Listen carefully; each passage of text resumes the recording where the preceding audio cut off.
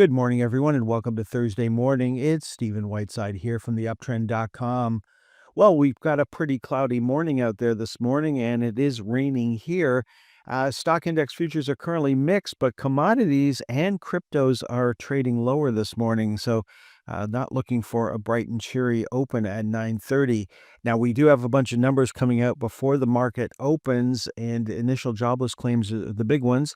And energy inventories come out later in the day. They've been moved from Wednesday to Thursday because of the Monday holiday. Now, yesterday morning, we were talking about Apple popping, and it closed just above our next price target. In Toronto, we're trying to get up to 34.38, got as high as 34.35, so just 3 cents away from that price target. And then we had Alphabet or Google pop nearly 10% yesterday, just a tick over 9%. It started off just above our price target of 225. We opened just above that and closed higher. And so not only is this our the top of our daily projected range, but it's also the top of our weekly projected range as well. So it'll be interesting to see if any more money can get attracted to Alphabet at this time. In Toronto, we opened up above the 35.94 level. So if you had an order in up at that level, it got filled at the open at 36.98. And then we hit our next price target of 37.50. We got as high as 37.80 yesterday. So congratulations. Now, Apple and Alphabet are two of the biggest companies in the world. And of course, they're part of the Magnificent Seven. And they certainly popped yesterday. And the Magnificent Seven ETF is back on a buy signal as of Wednesday's close. And is that a trade I'm going to take? Well, absolutely not. Here we are up at the top of the panic zones. There is certainly a mathematical probability that we could continue higher from here, but you're taking on an enormous amount of risk going into the month of September. It's not the time and place where we look for new low risk opportunities. And as you can see, we are projecting lower from here. Low risk opportunities come off the bottom of the panic zones where the pressure zone has formed. That's the time and place we want to go shopping. Up here at the top of the panic zones, this is the time and place we want to look for places to exit and to get kicked out as gracefully as possible. And we can see that we got kicked out of the NASDAQ 100. It traded up yesterday, but did not close above the upper channel line.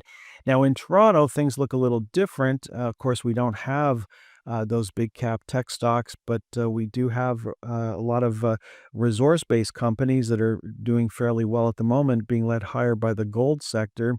So here we are. We've got the shares for the TSX 60 making a new all-time high yesterday and a new all-time high for the Vanguard Canada ETF. Now, the Vanguard Total Market ETF in the U.S. moved up yesterday, traded up to the upper channel line, did not close above it. We've got the Dow Diamonds in the channel. We've got the S&P 500 in the channel. So no new buy signals there.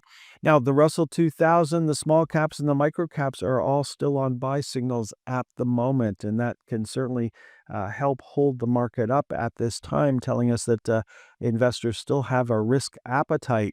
Looking at the U.S. financials, they traded down to the lower channel line for the second day in a row. Bank stocks treading water here in Canada. We have a new high for the financials, new high for closing high for bank stocks on Wednesday.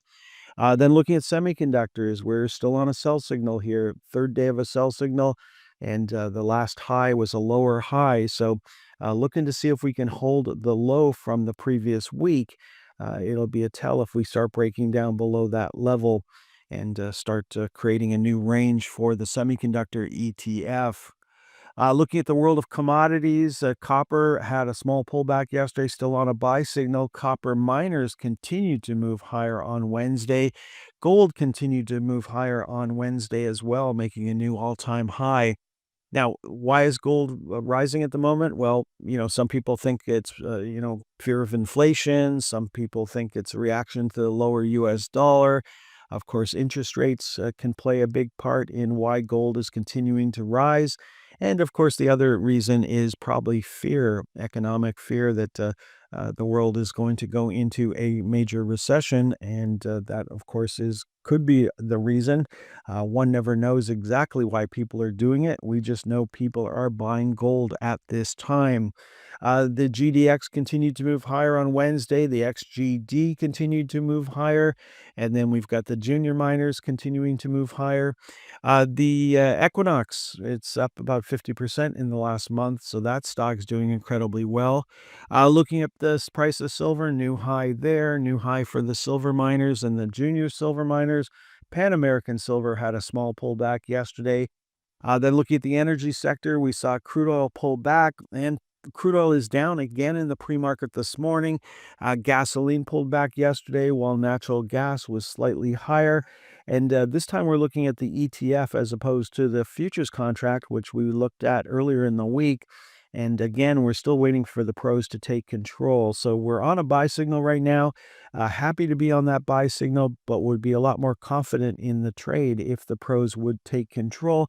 And they're getting pretty close to it. At least they're not running away at the moment. Then looking at Canadian energy stocks, they were down 1.66% on Wednesday. U.S. energy stocks were down 2.24% yesterday. So possibility of a sell signal on Thursday. In Canada, we had Suncor down 1.44%, still closing above the upper channel line. In the U.S., Diamondback was down over 5% and is back on a sell signal as of Wednesday's close. Last up this morning, looking at the VIX pulled back yesterday.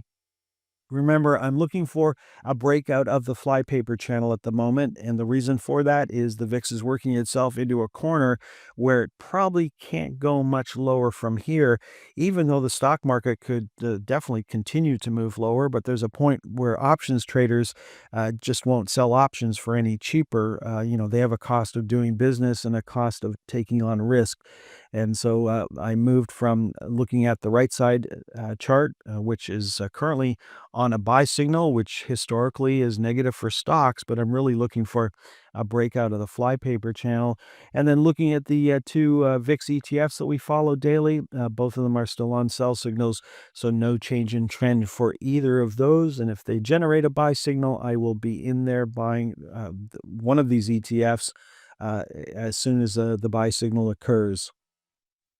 Okay, folks, that is all for this morning's presentation. Doesn't look like a bright day out there for the weather or for the markets. So far, things are pretty mixed, and we do have the commodities and Bitcoin trading lower right now. Have a great day. Next time you'll hear my voice is on Friday morning. Thanks for tuning in until the very end of today's stock market timing educational video. If you found the content valuable, don't forget to express your support by hitting the like button, leave a comment, sharing with your friends, and subscribing to our channel for more insightful updates. Remember, in the world of stocks, timing is crucial, and following the trend can be your greatest ally. If you would like more information on how we can help you better time the stock market, please visit theyuptrend.com.